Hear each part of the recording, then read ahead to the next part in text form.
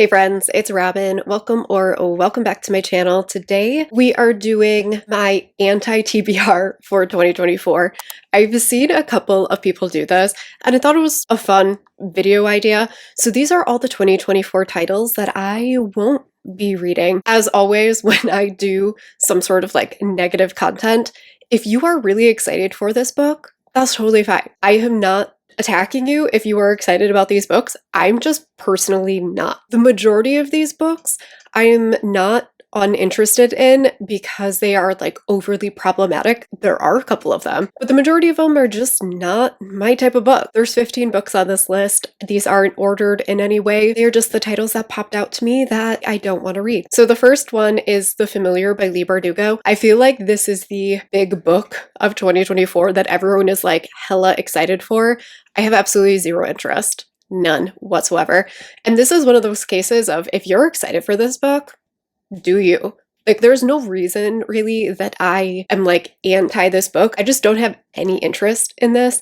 I haven't found that Leigh Bardugo is an author that is for me. I did not like the Six of Crows book. I DNF'd it years ago. Shadow and Bone or whatever, it was fine. I DNF'd Ninth House.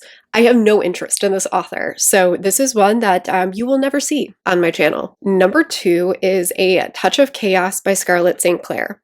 First of all, Scarlett St. Clair is known for bullying readers, which does make me very uncomfortable, but I have read all of the other books in this series. I think I'm done. Not I think. I'm done with this. I have unhauled them all. I read her other series too after she got picked up by Bloom Books. I enjoyed book 1, hated book 2. I thought it was complete and utter trash. I don't understand why this has a spin-off. I don't understand why there's 4 fucking covers for this book. I don't want to read this. I don't want any more of these books. It's starting to, like, this whole multiple edition thing is starting to bug me. And the more that I see it, the less I want to participate and promote. So I'm not reading this. I'm not going to read any more from this author either, so. Number 3 is Daydream by Hannah Grace. I have no interest in this. I know this is a third book in a series, I think. I think it's tied to the other ones. Maybe it's the second book, whatever. I'm not going to read any of them. I posted this over on my Instagram, but if I see the words from TikTok sensation at the start of a synopsis, I immediately click away from that book. Because no offense, TikTok, but your taste sucks. I don't trust you. I do not trust you. I'm sure that this book is totally fine. It's just, I have no interest in this.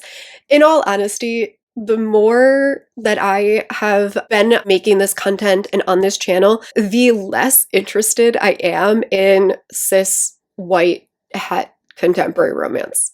There's so many of them. I don't need more of them. Number 4 is Somewhere Beyond the Sea by TJ Klune. It boggles my mind that this book is happening. The House in the Cerulean Sea has been criticized very publicly about how it used Native history in its plot.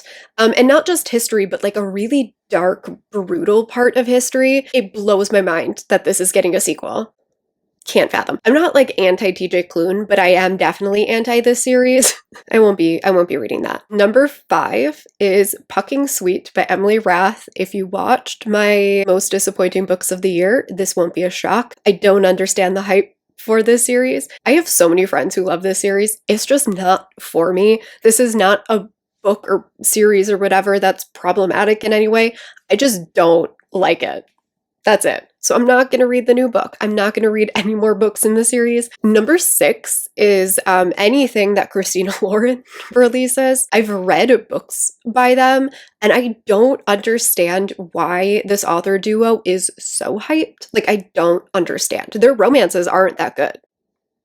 Number 7 is, I specifically put Fangirl Down by Tessa Bailey. Anything that Tessa Bailey writes, because I do not want to support Tessa Bailey. This is an author who has been criticized multiple times for things that she has done and has never addressed them.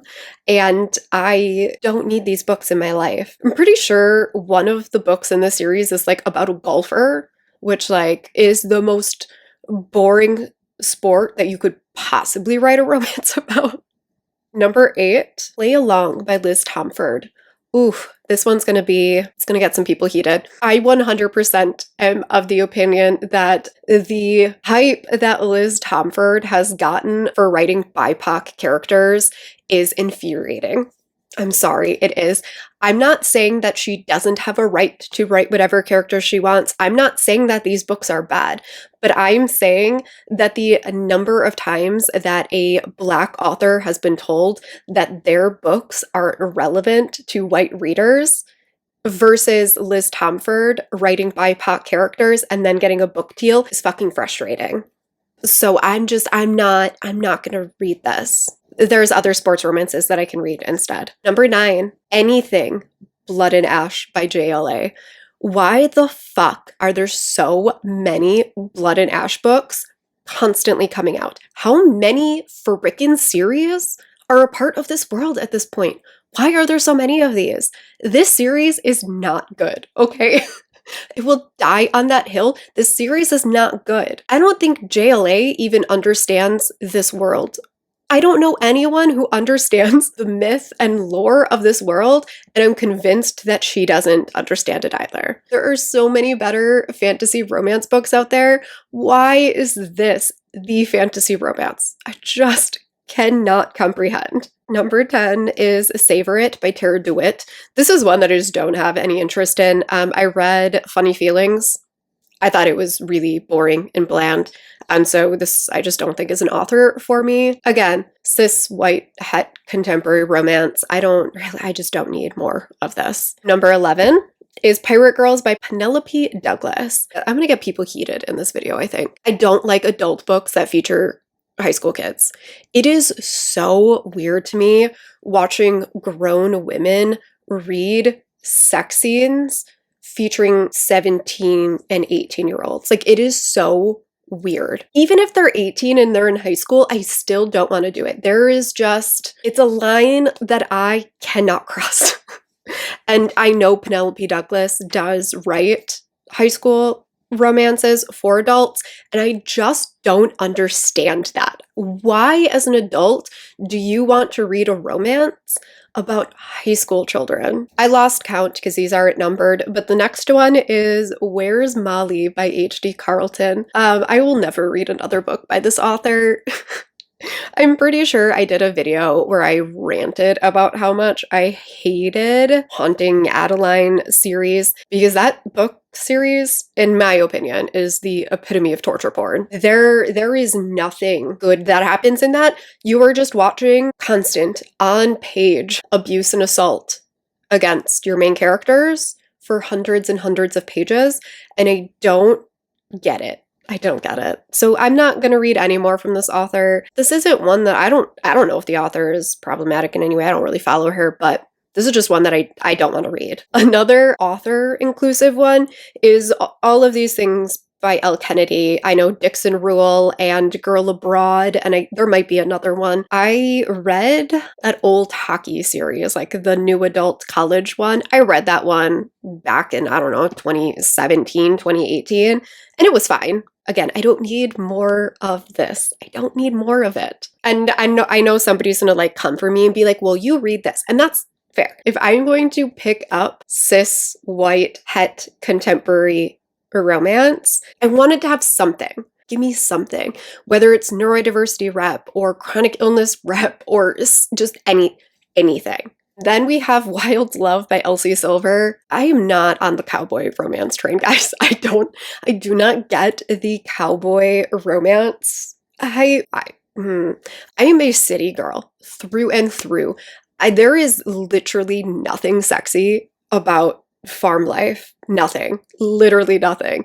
You could try to convince me that it's because they're rugged and strong, but I don't think that is particularly sexy, especially oh, this video is going to be very not well received. At least for where I live, if you go into a rural area, that shit gets real red, like real red.